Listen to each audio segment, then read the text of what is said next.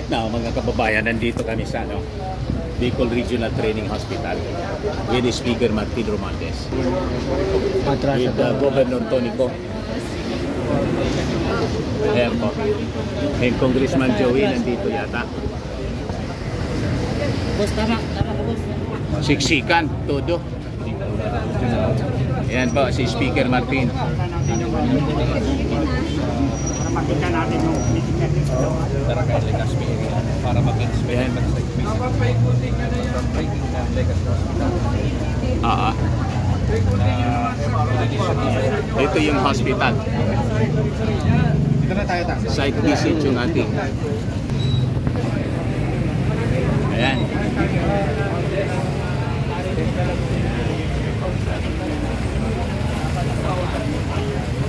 Atras na ako. Pero atras tayo konti. Ma'am, atras tayo konti. JJ. Atras para makakuha kayo maayos. Atras. Atalas lang konti daw. Wait, Congressman Joey.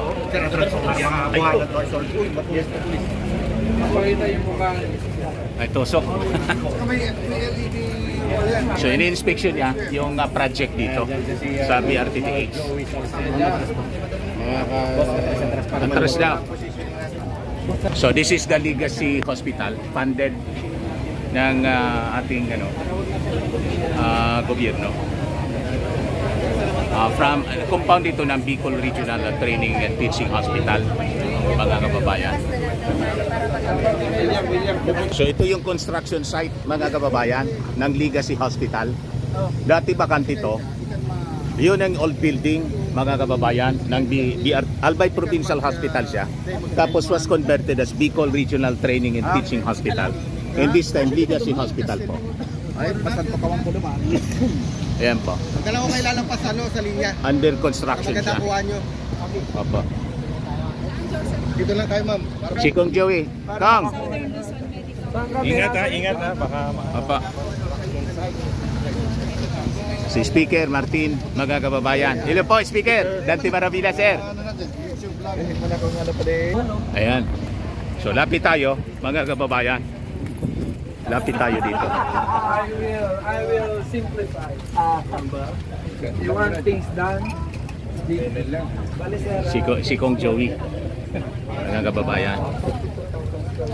With the Speaker Martin. And then speaker. Si Kong Pido Garbin. Ano tawag dito, Congressman, na project? The Legacy Hospital ng Pangulo. The tallest building in the Bicol region or in Albay. Ilang story to? Minimum of 10. Ay! Can be expanded So, into 20. siya yung pinakang mataas na rito sa Legazpi? Sa Albay. And it will be the biggest hospital in the southern Luzon. Wow! Sir, 10-story? Yeah. Total budget? We don't know yet, but it's a minimum of 10-story. But Kaninong project ito? Legacy Hospital ng Pangulo. How many bed capacity? Yun dito, 1,500. 1,500. Southern Luzon Medical Center. Wow. Southern Luzon Medical Center. Ang tawag dito. Yung name na in Southern Luzon. Yan. Southern Luzon Medical Center. So, yun po, yung ating napakagwapong speaker pumunta rito. So, yun. Na-imagine ko kang buhay sa kang bago ako na sabot kasi So, yan. So, makikita, tingnan natin, mga kababayan, yung pundasyon. So, napakalaki niya talaga, harap nito yung Bicol University. Diyan parte po yung Bicol University. So, yun, mga kababayan. Magiging napakaganda po siya. Maraming salamat, Speaker. Bagong Pilipinas po. Papa. So, sakay na uli kami. Mga kababayan. So, padaraga na po kami, mga kababayan. Actually, yung ibang kasama namin na tagpuan, hindi na nakasama po. Dami naman pong nakakonvoy dito with Speaker Martin Romualdez. Kasi other than the Legacy Hospital, the biggest hospital dito po sa Southern Luzon, diretso pa kami doon sa De La Paz, Daraga. Yung isa pang project doon ng ating gobyerno, ng ating Pangulong Bongbong Marcos. Nakita po ninyo na kahit po ito Bicol, alam naman natin ng Bicol po opposition country. Pero alam mo, talagang pinopromote ng ating Pangulong Bongbong Marcos yung unity, tapos na yung politika.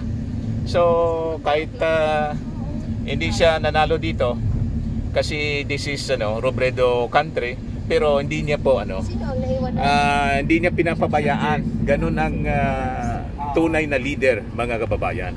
And we have the speaker, pinsang buo ng ating Pangulong Bongbong Marcos na mismong pumunta rito po. Siyang manguna para sa groundbreaking ceremony ng mga napakalalaking project po dito sa amin, sa Bicol Region. So nasa Daraga na po kami. Yan po yung Daraga. Running coverage po ito.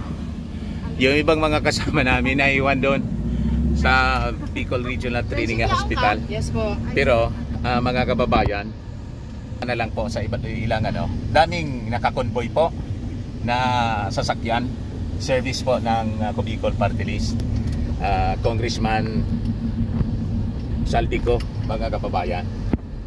So ito, sentro na ito ng Daraga. Dati akong municipal councilor po dito. Matagal na, 1992. Kapartido ko si dating Pangulong Fidel Ramos. Lakas po ako yung partido ng ating speaker, yung Lakas Inyo CD noon, Lakas CMD ngayon, na siyang partido ng ating speaker. Yes, sir. Sir? Hello? Kasama po ako dyan. One of the original members ng partido, Lakas Inyo CD po. Noong ako tumakbo as municipal councilor dito sa amin. And I won. Ako lang yung nanalo dito po sa Daraga na member ng partido. Lahat talo po. Kasi nung panahon ko, mga kababayan, 1992, hindi pa malakas yung partido. Mahina pa yung lakas. Ngayon malakas na po. Kasi ang dami pong mga from other parties sumumpa na sa Speaker of the House. Mr. Maravillas, ang plano ni Speaker? Wala man pong sinasabi. Tutok lang po siya sa trabaho kasi matagal pa naman po. Di ba? In fact, yung next election po, midterm election siya. Wala pa yung sa vice presidential or presidential. 2028 pa po siya. So tama lang po ang ginagawa ni Speaker. Yung tutok muna sa trabaho, iwasan muna yung politika. Di ba? Yun man dapat ang ginagawa ng mga leaders. Kaya ikot siya ng ikot po sa buong Pilipinas para tumulong sa ating Pangulong Bongbong Marcos na ma-implement yung mga priority projects na makakatulong po sa pag-unlad ng ating bagong Pilipinas. Kita niyo, nakasuot po ako ng bagong Pilipinas during the launching. Ito po yung binigay sa amin ni Mrs. doon sa Quirino Grandstand. So yun muna, mga kababayan. Bye-bye.